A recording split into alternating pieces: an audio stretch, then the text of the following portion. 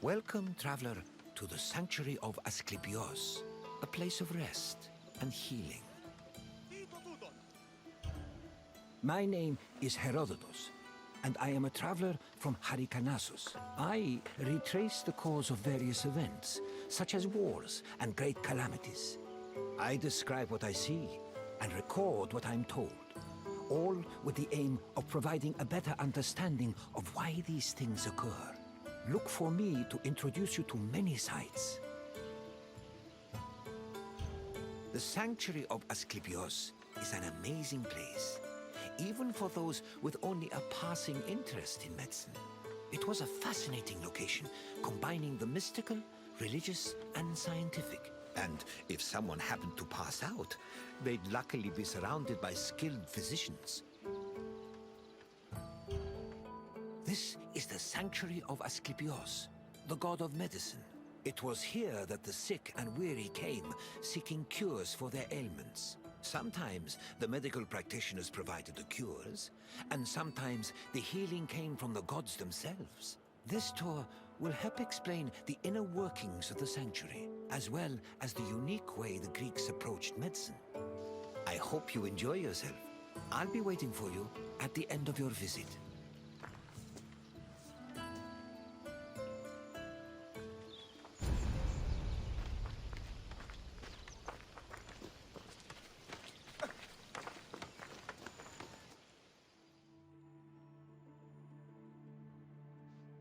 The ill and infirm came to this sanctuary to pray and offer sacrifices to Asklepios, the god of medicine.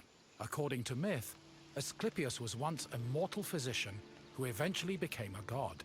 He had many sanctuaries across Greece, but the most famous was in Epidauros. When pilgrims passed through the entrance of the sanctuary, they could read this inscription: "When you enter the abode of the god which smells of incense, you must be pure, and thought is pure when you think with piety."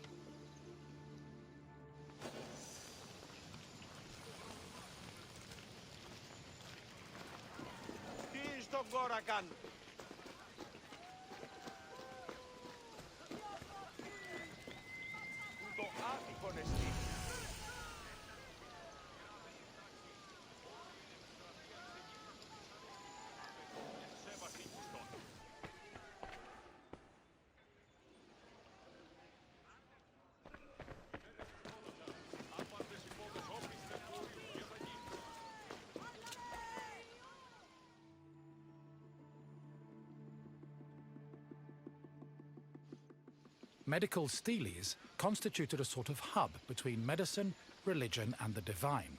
They were slabs with inscriptions that praised Asklepios' virtues and merit, and described his methods of healing.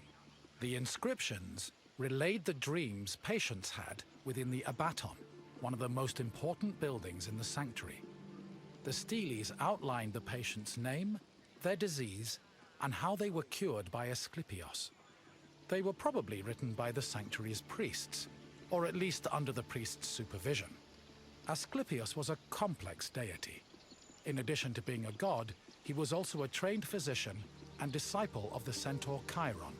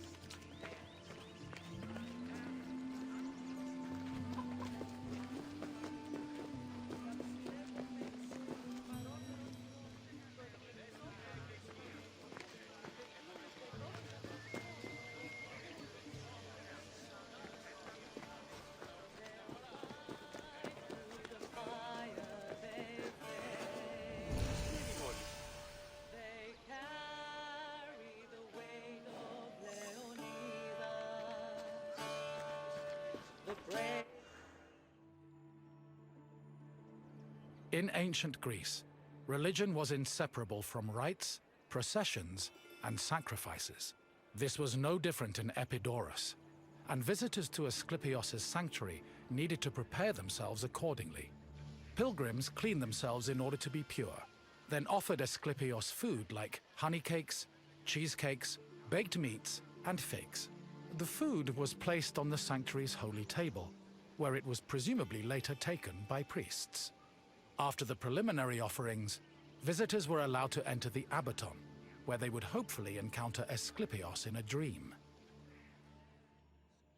Medical steles also mention that healed patients sometimes gave additional offerings to Asklepios as thanks for being cured.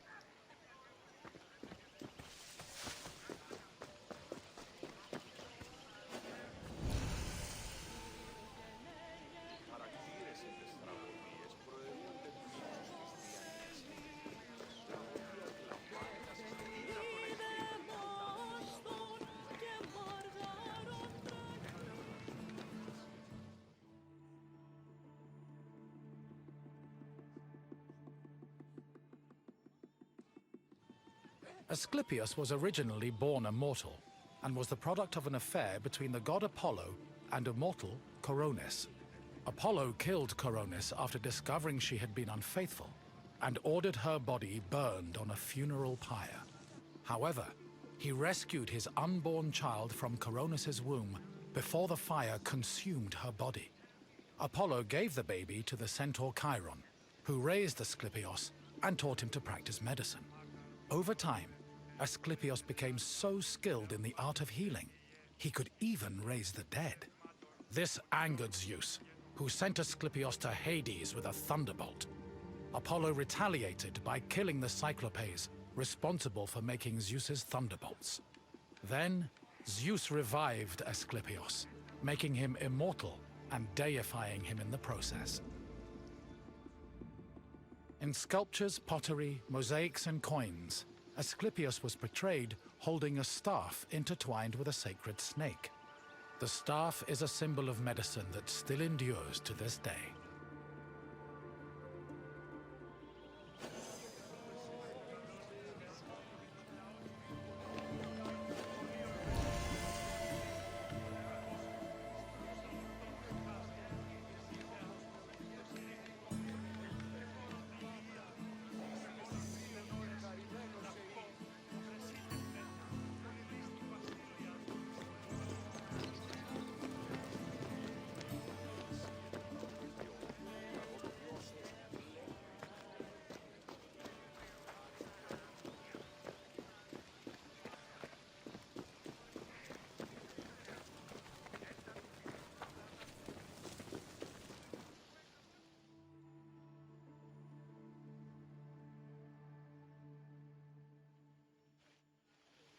The Epidauros was the priest's residence. As the link between patients and the gods, priests were essential to the operation of the sanctuary. They were often elected into the priesthood for one-year periods, but could also buy themselves a position if they were wealthy enough. In addition to interpreting patients' dreams in the abaton, priests both supervised and performed sacrifices and rituals. During these functions, they were usually clad in white.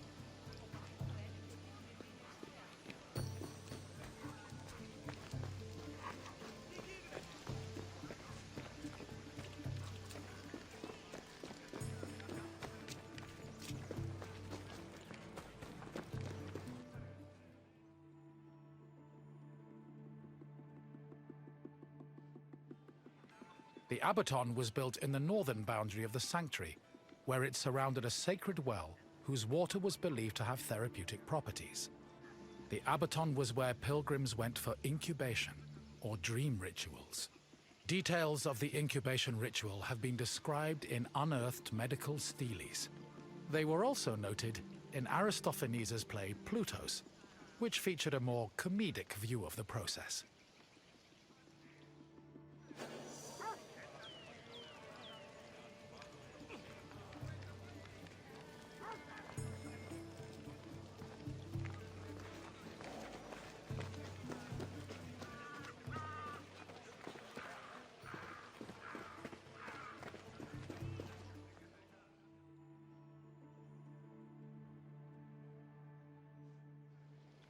Incubation was the dream ritual pilgrims experienced in the abaton.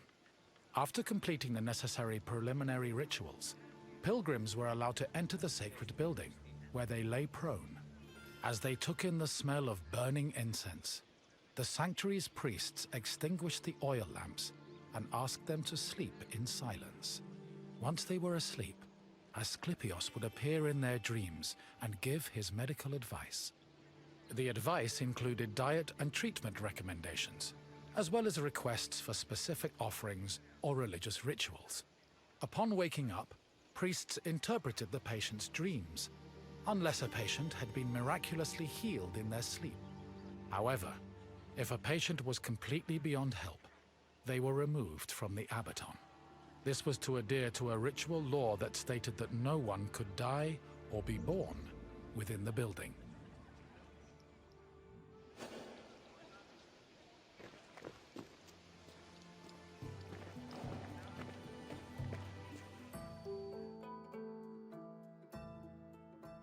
I see you've completed the tour.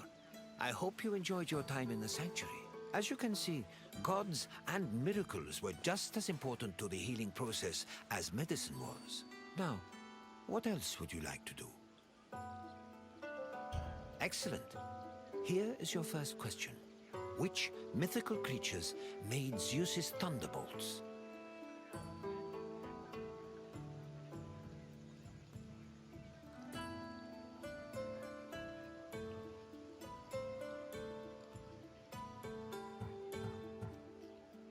Correct. Zeus's thunderbolts were crafted by Cyclops. On to the second question. What was the name of the building where incubation occurred?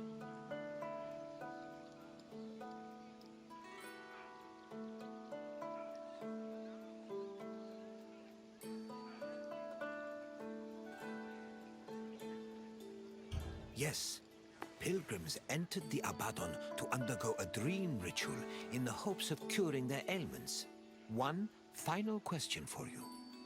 Who was Asklepios' father?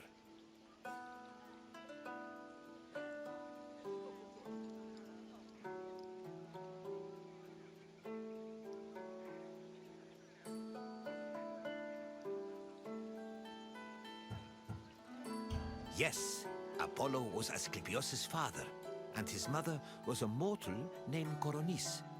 You've proven you know the sanctuary inside and out. Well done.